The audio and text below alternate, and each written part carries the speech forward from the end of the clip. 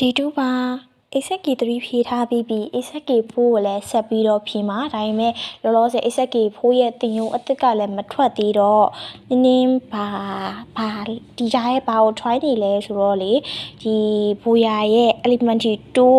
ပြန်ပြီးတော့ try ကြည့်နေရပေါ့နော်အရင်ကတော့အဲ့ဒီဘူယာ course ကိုကင်နေသူတော့မဟုတ်ဘူးနင်းကဟန်ရီကင်နေ ASK သွားတယ်ပေါ့နော်ဒါပေမဲ့ဒီကြားထဲမှာASK4 ကိုလည်းတင်ယုံအသစ်မထွက်သေးတဲ့အချိန်မှာဒီကောင်တော့နှစ်ရက်လောက်ရှင်းညွှန်းနာနေရောပေါ့နော်ဒီကောင်တော့အရင်ဆုံးထိုင်းကြည့်နေတယ်သူကလေအရင်ကဟဲ့ရီတို့ ASK တို့နဲ့ဘာကွာလဲဆိုတော့သူလောရတဲ့ exercise ကလေးတွေကလည်းနည်းနည်းအတွေးရတယ်ပြီးတော့ writing ပိုင်းကိုလည်းပို့ပြီးအားတာလာရလို့တော့ထင်တယ်ပေါ့နော်အခြားတငယ်ချင်းတွေရောဒီအတော်တွင်းမှာဗာလေးတွေ try ပြနေတယ်